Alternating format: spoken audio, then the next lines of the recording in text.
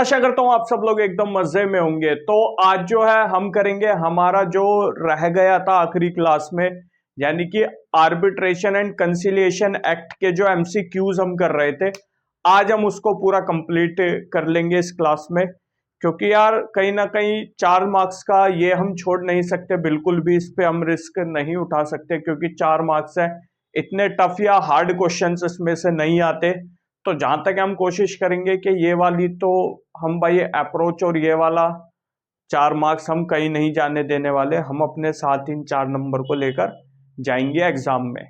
तो फटाफट से शुरू करते हैं हमारा क्लास। एक बार मैं चेक कर लेता हूं सब ओके है। ठीक है, सब ओके है। तो फटाफट से शुरू करते हैं हमारी क्लास। देखिए क्वेश्चन बड़ा सिंपल सा है। आर्बिट्रेशन जो ट्रिब्यूनल है उसमें कितने आर्बिट्रेटर्स हो सकते हैं?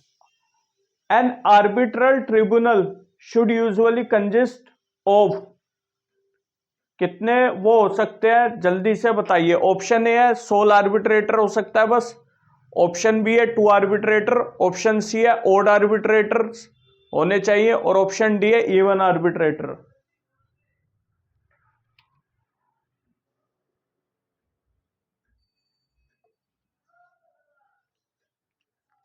फटाफट से बताइए इसका क्या राइट आंसर है। आर्बिट्रेटर्स में कितने आर्बिट्रेटर्स हो सकते हैं, ये क्वेश्चन ये भी हो सकता है कि भाई 16 आर्बिट्रेटर होगा, या फिर 2 आर्बिट्रेटर होंगे, या ओड आर्बिट्रेटर्स या इवन आर्बिट्रेटर्स। ओड इवन से यहाँ पे मतलब ओड और इवन आर्बिट्रेटर, ओड नंबर और इवन नंबर। आपके हिसाब से ऑप्शन सी ठीक है, ये राइट ऑप्शन है, ऑप्शन सी। देखिए इसमें है 16 भी हो सकते हैं, 2 भी हो सकते हैं, लेकिन जो फिक्स नंबर अगर आप करना चाहो, ऐसा फिक्स नंबर कहीं भी नहीं लिखा है, लेकिन कितने ज्यादा आप ले सकते हो, वो इवन नंबर में ले सकते हो, ओड नंबर में ले सकते हो, कैसे ले सकते हो। तो उसका राइट आंसर है कि ओड आर्बिट्रेटर्स होने चाहिए, इवन नहीं चलेंगे। तो यहां पर जो 2 आर्बिट्रेटर है वो ऑप्शन गलत है। हाँ, अब आइए देखिए क्वेश्चन बड़ा सिंपल है। जो आर्बिट्रेशन एग्रीमेंट होता है, तो जो आर्बिट्रेटर्स होते हैं वो किनके द्वारा अपॉइंट किए जाते हैं? In an arbitration agreement the arbitrators are, अब ये बताना कि कौन आर्बिट्रेटर उनको अपॉइंट करता है, कौन आर्बिट्रेटर वो हो सकते हैं। ठीक है, क्वेश्चन समझ आ गया। क्वेश्चन सिंपल सा ये है कि भैया आर्बिट्रेटर जो होते हैं आर्बिट्रेटर एग्रीमेंट में, उनको कौन अपॉइंट कर सकता है। देखो सिंपल सी बात है, ऑप्शन ए है have to be appointed by the court, have, option B है have to be appointed by international chamber of commerce, option C है have to be chief justice of high court that has jurisdiction, option B है has to be form of panel approved by the law commission of India, यानी कि उनका panel बनाया जाएगा किसके द्वारा, law commission of India के द्वारा, और ऑप्शन सी है may be decided by the parties, जो पार्टीज होती हैं एग्रीमेंट की वो खुद डिसाइड करेंगी कि कौन होगा। तो बताइए कि भाई आर्बिट्रेशन एग्रीमेंट जब बनता है तो आर्बिट्रेटर कौन अपॉइंट करेगा?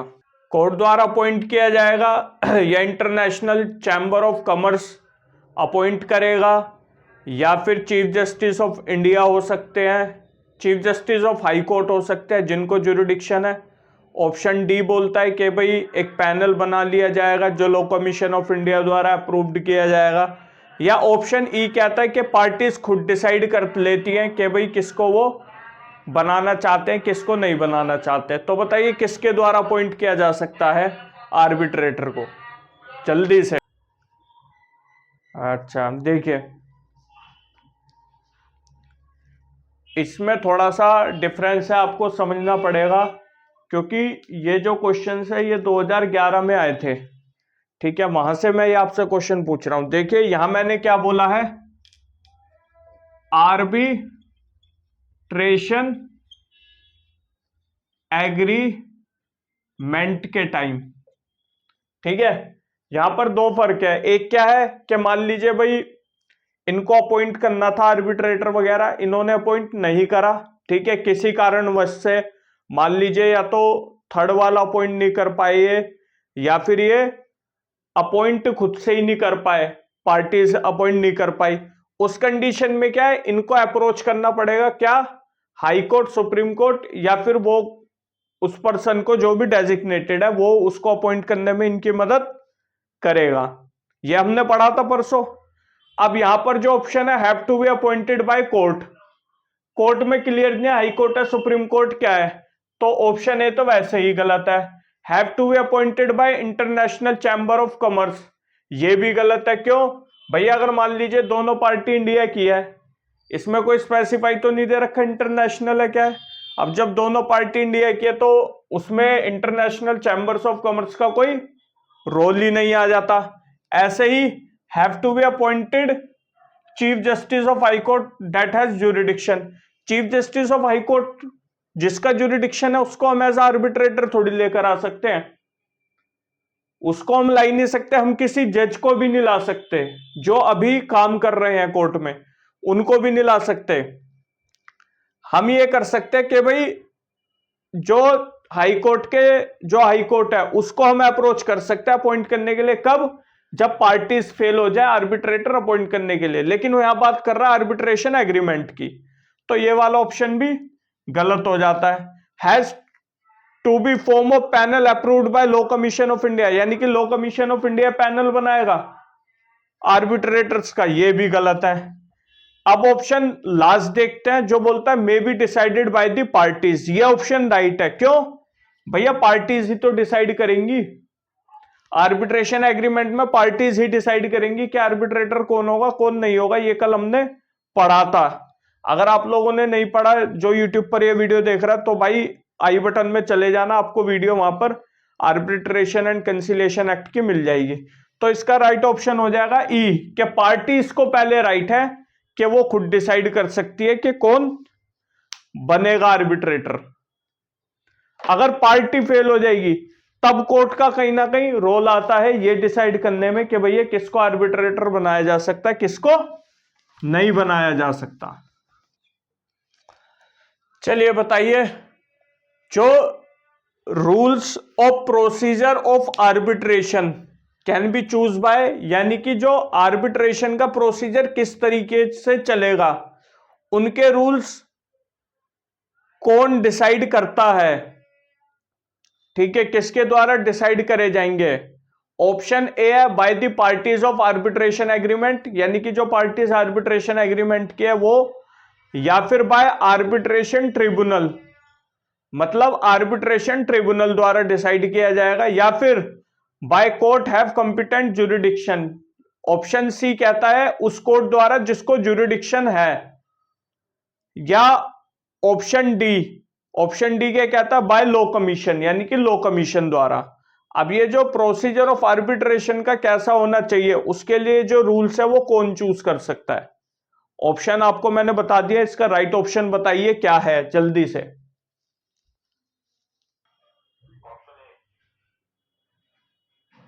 ठीक है, बिल्कुल सही है। इसमें क्या है कि भैया पार्टीज को ही राइट है कि वो अपने रूल डिसाइड कर सकते हैं कि आर्बिट्रेशन एग्रीमेंट किस तरीके का होना चाहिए। ठीक है, अगर ये देखिए आपको अगर कॉन्सेप्ट क्लियर है तो आप इन चीजों का बड़ा इजीली आंसर कर सकते हो, लेकिन अगर आपका कॉन्सेप्ट क्लियर नहीं है तो आप आंसर देने में फंस जाओगे, इस चीज का ध्यान रखना। चलिए बताइए, Indian council of arbitration, Indian council of arbitration was established in which year. Option A है 1955, ऑप्शन बी है 1993, ऑप्शन सी है 1965, या ऑप्शन डी है 2000।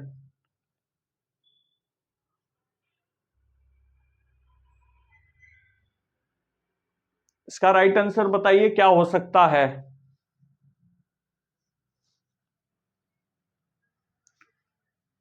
क्वेश्चन सिंपल है, Indian council of arbitration was establish in dash.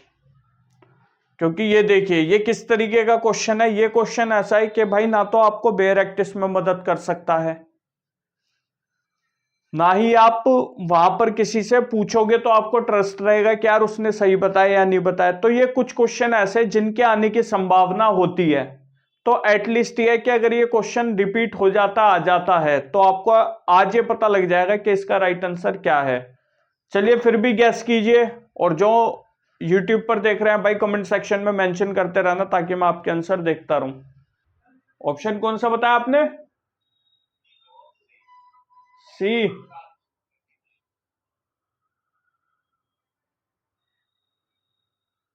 ठीक है, इसका right answer है ऑप्शन सी। ठीक है, नोट डाउन कर लो ना अपनी नोटबुक में कि भैया जो आर्बिट्रेशन आपका इंडियन काउंसिल ऑफ आर्बिट्रेशन कब आया, इस चीज को वो कर लो ना। ठीक है, बताइए इसका क्या राइट आंसर है। Arbitration and conciliation act was enacted इन, ये भी आपको ध्यान रखना कि आर्बिट्रेशन और कंसिलिएशन एक्ट कब इनेक्टेड हुआ। हिंट के लिए आपको बताऊं तो अपना बेयर एक्ट देखिए, आर्बिट्रेशन एंड कंसिलिएशन एक्ट का, उस पर देखिए क्या ईयर डला हुआ है। तो जो ईयर है वो उसका इनेक्टमेंट ईयर है।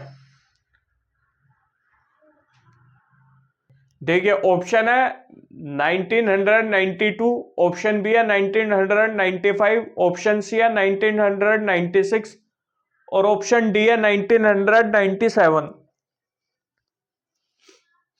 जल्दी जल्दी सर, थोड़ा जल्दी बताइए। आर्बिट्रेशन और कंसिलिएशन एक्ट जो है वो कब इनेक्टेड हुआ, इसके लिए बेस्ट अपना वेयर एक्ट देखिए, आपका वेयर एक्ट कब आया हुआ है।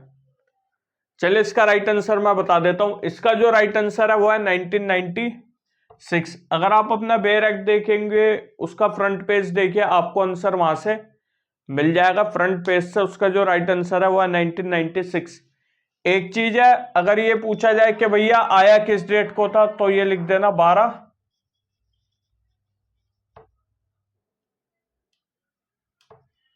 तो आप लिख दो ना, अगर ये पूछा जाए कब आया था, हो सकता है वो थोड़ा चेंज करके दे दे कि भैया कब आया था, तो 16 अगस्त 1996। ध्यान रखना 16 अगस्त 1996 को ये एक्ट आया था। ठीक है, इसमें कंफ्यूज करने के लिए एक चीज हुआ और आपको दे सकते हैं, यहां पर ना वो लिख देंगे 2015। तो अब क्या है, आप अपना बेयर एक्ट खोलोगे तो फ्रंट पे 2015 का रेफरेंस दे रखा है, तो आप सोचोगे यार हो सकता है 2015 में भी हुआ था कुछ चेंज, तो इनेक्टमेंट अब इसकी 2015 हो गई 1996 से। लेकिन ऐसा बिल्कुल भी नहीं है। डिफरेंस समझना होगा क्या है। देखिए डिफरेंस ये है, 2015 में अमेंडमेंट हुआ था।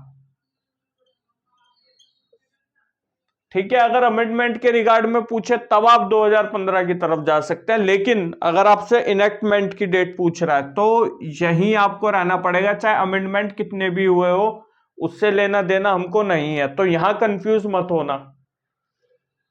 इनेक्टमेंट मतलब कब ये एक्ट बन के आया, उसकी डेट ये हो गई। ठीक है, और कब अमेंडमेंट हुआ, क्या नहीं हुए क्या नहीं हुए, उसके लिए फिर आप फर्दर ऑप्शन को देखिएगा। कंफ्यूज मत होना इसमें, क्योंकि ये बहुत ही माइनर सा एक डिफरेंस है जो आपको कंफ्यूजन में डाल सकता है at the time of exam. ये कर लिया नोट डाउन आपने, 16 अगस्त 1996 कंसिलिएशन, समझ जाना यार आप। ठीक है, देखो इसके अंदर सिंपल सा आंसर है, लेकिन ये पूछ रहा है क्या, ये पूछ रहा है, ये कह रहा है जो सेक्शन 10 का सबसेक्शन 1 है, सेक्शन 10 का जो सबसेक्शन 1 है वो किस बारे में बात करता है। किसका है? आर्बिट्रेशन एंड कंसिलिएशन एक्ट का सेक्शन 10 का सबसेक्शन 1 किस बारे में बात करता है।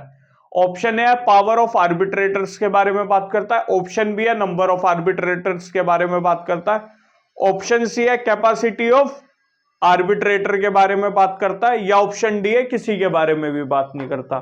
तो जल्दी से चूज करिए कौन सा राइट आंसर है इनमें से। ऑप्शन ए है power of arbitrator, option B है number of arbitrator, option C है कैपेसिटी ऑफ आर्बिट्रेटर्स और ऑप्शन डी है नन ऑफ दी अबव।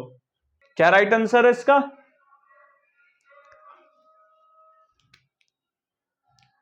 क्या बताया आपने, एक बार फिर बताना है। बी, हाँ इसका राइट आंसर है ऑप्शन बी। देखिए ऐसे क्वेश्चंस भी आए हैं, ऐसा नहीं है कि मैंने क्वेश्चन अपनी तरफ से बना के दे दिया है, ऐसे भी क्वेश्चन आते हैं, तो आपको इन चीजों का ध्यान रखना पड़ेगा जो काफी ज्यादा जरूरी है एग्जाम टाइम में।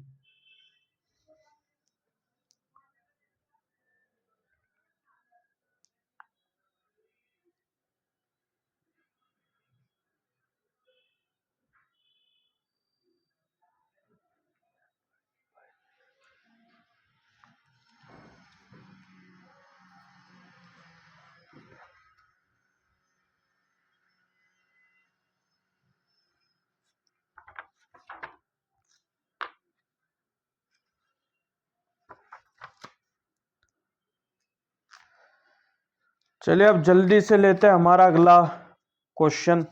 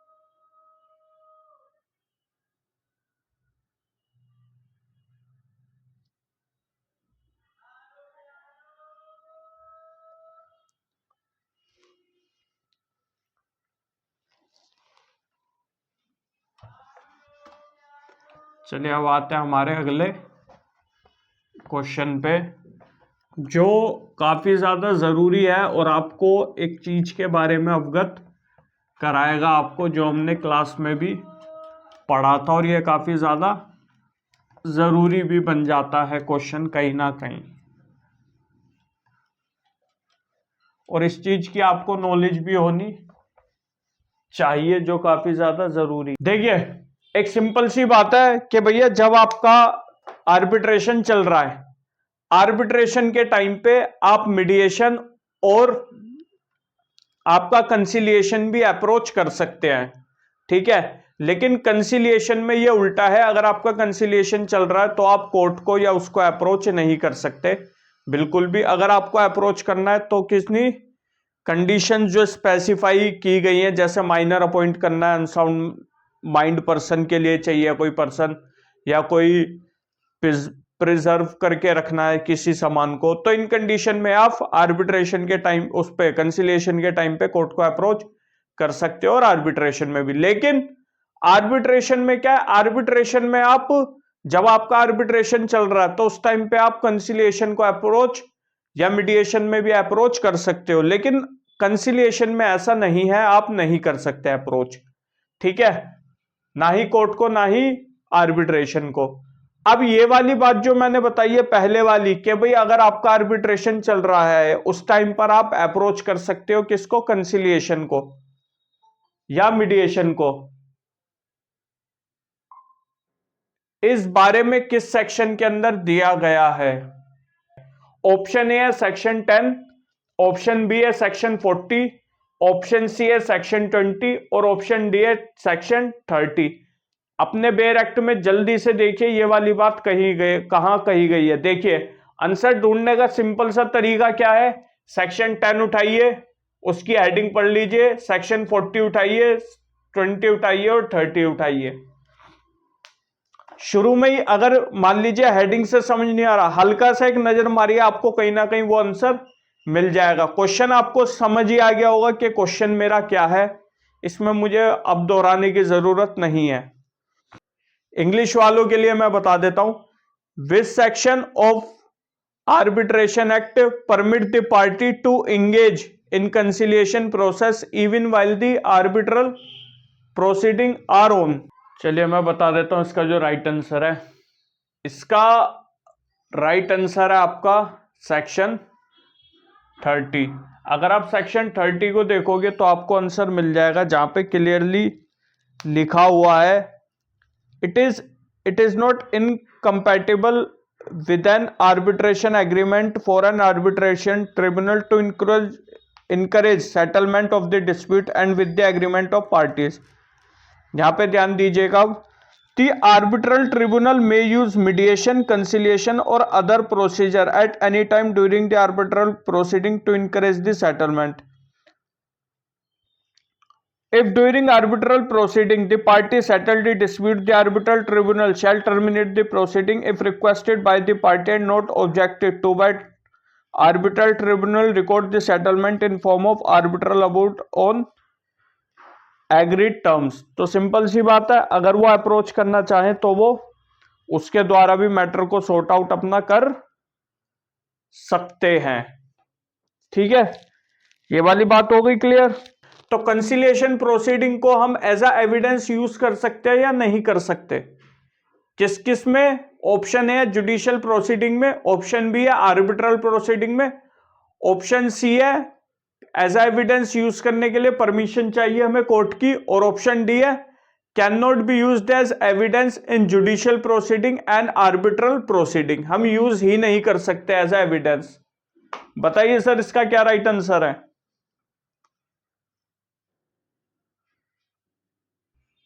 मेरे हिसाब से आंसर डी बोला है। अगर आंसर डी बोला है तो आंसर डी राइट ऑप्शन है। ठीक है भाई, मैं ये बता दूं आपको सबको, देखो सिंपल सी बात है, एज अ एविडेंस ना तो आप जुडिशियल प्रोसीडिंग में यूज कर सकते हो, ना ही आप आर्बिट्रल प्रोसीडिंग में यूज कर सकते हो। तो ये भी कैंसिल, ये भी कैंसिल। अब कोर्ट की परमिशन से भी आप यूज ही नहीं कर सकते, सिंपल सी बात है।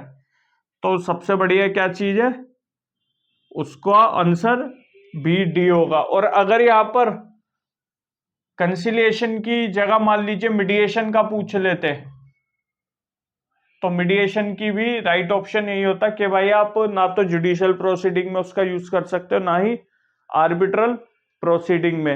रेफरेंस के लिए सेक्शन 81 आप देख लो ना, कंसिलिएशन और आर्बिट्रेशन एक्ट का, वहां आपको ये बात मिल जाएगी, इसके बारे में आपको वहां से पता लग जाएगा। अब आ जाते हैं हमारे नेक्स्ट क्वेश्चन में, बिना टाइम वेस्ट करे हुए। देखिए क्वेश्चन सिंपल सा क्या है, मैं आपको क्वेश्चन बता देता हूं। क्वेश्चन देखो ये है, जो आर्बिट्रेशन ट्रिब्यूनल है उसकी लैंग्वेज कौन डिसाइड करेगा? आर्बिट्रेशन ट्रिब्यूनल की लैंग्वेज कौन डिसाइड करेगा?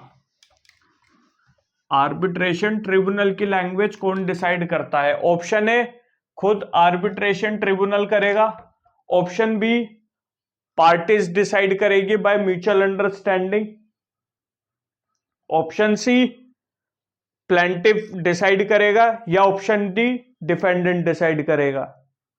अब यहां मैं आपको एक फर्क और समझाऊंगा, क्योंकि कुछ कंफ्यूजन जरूर आती है ऐसे क्वेश्चंस को करने में।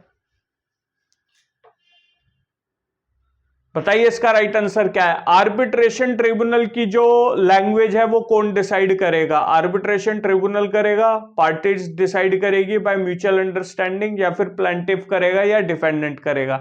ABCD में से कौन सा राइट आंसर है बताइए, जल्दी जल्दी जल्दी।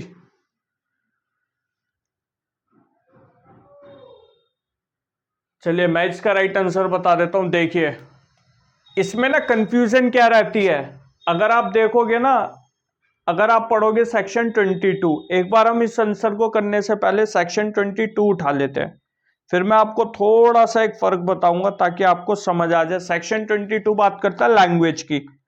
सिंपल सा जो ऑप्शन 1 है वो क्या कहता है, the parties are free to agree upon the language और languages to be used in arbitral proceeding. यानी कि कह रहा पार्टीज बिल्कुल फ्री है कि वो अपने हिसाब से लैंग्वेज या लैंग्वेजेस, यानी कि एक या एक से ज्यादा लैंग्वेजेस भी यूज, मतलब वो कर सकते हैं चूज। ठीक है, तो वो आर्बिट्रेशन प्रोसीडिंग में यूज हो सकती है। बट ऑप्शन जो 2 है क्लोज, सब क्लोज 2 क्या कह रहा है, failing any agreement referred to in subsection 1, यानी कि पार्टीज फेल हो जाती हैं सबसेक्शन 1 के अंदर लैंग्वेज डिसाइड करने के लिए, तो उस कंडीशन में arbitration tribunal shall determine the language और languages to be used in arbitral tribunal. अब ये चीज समझ आ गई। अब यहां आप बोलोगे यार यहां तो क्वेश्चन ये था कि आर्बिट्रेशन ट्रिब्यूनल की लैंग्वेज कौन डिसाइड करेगा। उस हिसाब से देखा जाए, सबसे पहले क्लोज में बोल दिया पार्टीज खुद डिसाइड करेंगी, बट दूसरे वाले क्लोज में बोल दिया अगर पार्टी फेल हो गई तो आर्बिट्रेशन ट्रिब्यूनल करेगा।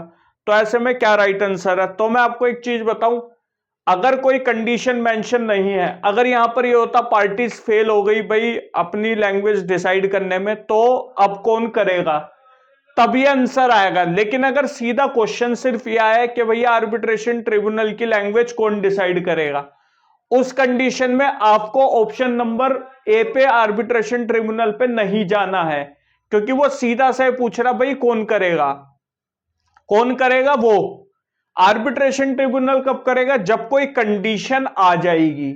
यहां कोई कंडीशन ही नहीं आ रखी, यहां कोई दिक्कत ही नहीं है, सिंपल सा पूछा भैया किसको राइट है, जी इनको राइट है, ठीक है। हमें ज्यादा डेप्थ में जाके नहीं बताना ये भी है, ऐसे में तो हम आंसर गलत कर देंगे। क्यों? क्योंकि यहां प्लेंटिव पूछ लिया, डिफेंडेंट पूछ लिया। अब हम कह रहे यार ए भी दोनों सही है, माना आपकी 1% दोनों सही है, लेकिन ये वाला किसी कंडीशन पे आएगा, आर्बिट्रेशन ट्रिब्यूनल किसी कंडीशन पे आएगा, डायरेक्ट उठ के नहीं आ जाएगा। डायरेक्ट किसको पावर है भैया, पार्टीज को पावर है। तो इसलिए हम ऑप्शन अपना बी चूज करेंगे, ना कि ए करेंगे। सी और डी तो बिल्कुल भी है नहीं।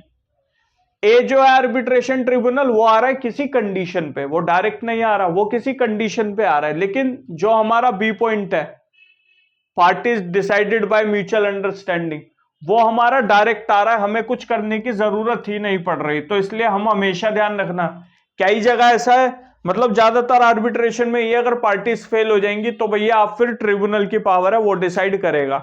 अब ऐसे में कोई क्वेश्चन आ गया, वहां पता लगा दोनों ही ऑप्शन है, तो ऐसे में आपको कंफ्यूज नहीं होना। क्यों नहीं होना? क्योंकि आपको सीधा सा ये देखना भाई सबसे पहले किसे बोला गया है, क्योंकि ट्रिब्यूनल किसी कंडीशन पे ही आ रहा है। क्या कंडीशन?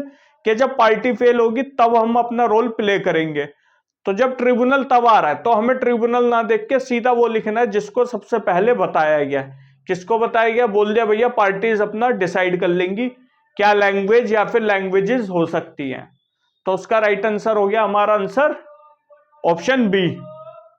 इस चीज को समझ आ गया? बिल्कुल भी कंफ्यूज होने की जरूरत नहीं है, क्योंकि यही कंफ्यूजन अगर एग्जाम टाइम में रही तो ये आपके नंबर खराब कर सकती है, आपके मार्क्स जो आने चाहिए वो। कई बार होता है ना एग्जाम दे के आते बोलते हैं यार मैंने तो सही था यार, ये कैसे गलत हो गया। आपको 100% श्योरिटी होती है जब आप एग्जामिनेशन हॉल से बाहर आते हो कि यार ये तो राइट आंसर मैंने तो इतने कर लिए, फिर जब आंसर की आती है उसमें चेक करते हो तो ऐसा लगता है भाई यार ये तो मैंने गलत कर दिया, ये कैसे हो गया वो। तो ये वही थोड़ी सी अंडरस्टैंडिंग हमारी बेटर नहीं रह पाती। तो इस चीज को समझना काफी ज्यादा जरूरी है, किस अप्रोच से एग्जाम करना है आपको। कुछ क्वेश्चन और ले लेते हैं। हालांकि लास्ट क्लास में अगर आप देखोगे तो ये वाले क्वेश्चन आपको देखने को मिल जाएंगे, क्योंकि कुछ क्वेश्चन हमने ले लिए थे,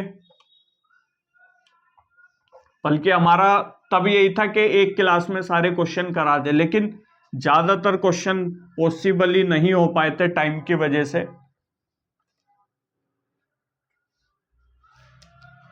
तो इस वजह से अब हम क्वेश्चन लेंगे, तो थोड़े बहुत क्वेश्चन आपको लग सकता है, अगर आपने पुरानी वाली क्लास देख कर आए होंगे तो आपको लगेगा यार ये वाले क्वेश्चन तो हमने पुरानी क्लास में भी करे थे। देखिए ऑप्शन बड़ा सिंपल सा है, क्या आर्बिट्रेशन जो प्रोसीडिंग्स होती है, यानी कि आर्बिट्रल प्रोसीडिंग्स जो है वो किसके द्वारा टर्मिनेट की जा सकती है या फिर कैसे टर्मिनेट की जा सकती है। ठीक है, option A on making of final award, option B है by order of arbitral tribunal, option C है parties to dispute agree to terminate the proceeding, यानी कि पार्टीज एग्री है टर्मिनेट करने के लिए प्रोसीडिंग्स, या फिर ऑप्शन डी है ऑल ऑफ द अबव। जो आर्बिट्रेशन प्रोसीडिंग्स होती है, आर्बिट्रल प्रोसीडिंग्स भी हम उसको बोल सकते हैं, वो टर्मिनेट किसके द्वारा की जा सकती है।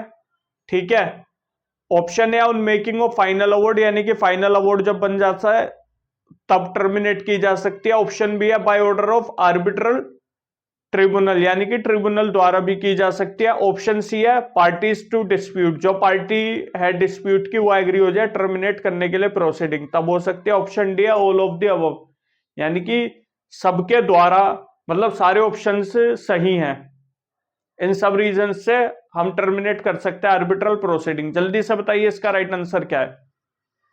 चलिए इसका राइट आंसर देखते हैं। इसका राइट आंसर है आपका answer D, all of the above. भाई जो हम टर्मिनेट करा सकते हैं अगर आर्बिट्रल प्रोसीडिंग चाहे तो हम इन तीनों रीजंस के द्वारा टर्मिनेट करा सकते हैं। ठीक है, इस चीज को आप दिखाना, याद रखना, रेफरेंस के लिए सेक्शन 22 देख लो ना। देखिए क्वेश्चन सिंपल है, एवरी अवार्ड ऑफ लोक अदालत डीम्ड टू बी, यानी कि लोक अदालत का हर अवार्ड किस तरीके का माना जाएगा। ऑप्शन ए है order of district collector, option B है order of income tax commissioner, option C है डिक्री ऑफ सिविल कोर्ट, या फिर ऑप्शन डी है A and B both option are right. तो ऑर्डर ऑफ लोक अदालत, जो अवार्ड ऑफ लोक अदालत है वो किस तरीके से माना जाता है, या तो डिस्ट्रिक्ट कलेक्टर का ऑर्डर माना जाएगा, या इनकम टैक्स कमिश्नर का ऑर्डर माना जाएगा, या डिक्री ऑफ सिविल कोर्ट मानी जाएगी, या ऑप्शन ए एंड बी माना जाएगा। जल्दी से बताइए इसका राइट आंसर क्या है। देखिए इसका राइट आंसर है डिक्री ऑफ सिविल कोर्ट की तरह माना जाएगा। ऑर्डर ऑफ कलेक्टर नहीं, बिल्कुल भी नहीं। Order of income tax commissioner बिल्कुल भी नहीं। जब यही दोनों नहीं तो ये भी ऑप्शन रॉन्ग है, तो डिक्री ऑफ सिविल कोर्ट माना जाएगा इसके ऑर्डर को। इस चीज को आपको ध्यान में रखना है। चलिए बताइए इसका क्या राइट ऑप्शन है। Conducting of arbitral proceedings deal करता है कितने से कितने सेक्शंस तक। ऑप्शन ए है सेक्शन 19 टू 20, ऑप्शन बी है सेक्शन 18 टू 27, ऑप्शन सी है सेक्शन 20 टू 22, या ऑप्शन डी है सेक्शन 19 टू 35। चलिए मैं इसका राइट आंसर बता देता हूं आपको। इसका राइट आंसर है ऑप्शन बी, 18 से 27 जो है वो डील करता है कंडक्टिंग ऑफ आर्बिट्रल प्रोसीडिंग्स की। तो आज की क्लास में इतना ही, हमने ऑलमोस्ट सारे ही पीवाईक्यू कर लिए हैं। तो होप्स आपको वीडियो पसंद आई होगी, और कुछ जो क्वेश्चंस है अगर आपको यहाँ ना मिले तो प्रीवियस ईयर कह रहा हूँ, जो लास्ट हमारी वीडियो है आर्बिट्रेशन कंसिलिएशन को लेकर, उसमें आपको बाकी क्वेश्चंस मिल जाएंगे। कुछ ही क्वेश्चंस छूटे हम आपको मिल जाएंगे। छूटे का मतलब हमने कवर कर लिया, हमारी तरफ से दोनों क्लास में हमने ये कवर कर लिया। तो मिलते हैं हमारी नेक्स्ट वीडियो में। अगर आपको वीडियो के अंदर कोई कमी लगी हो, कोई चीज ना समझ आई हो, तो कमेंट सेक्शन के अंदर मेंशन करके बता दें, हम टाइमली उसका रिप्लाई कर देंगे। तो मिलते हैं हमारी नेक्स्ट वीडियो में, तब तक के लिए खुश रहिए, मजे में रहिए, माँ बाप को दुखी वगैरह मत करिए, डिप्रेशन वगैरह से दूर रहिए, खुश रहिए, मेहनत करते रहिए, काफी ज्यादा जरूरी है मेहनत करना इस टाइम पर। तो ठीक है, फिर मिलते हैं हमारी नेक्स्ट वीडियो में, तब तक के लिए नमस्कार।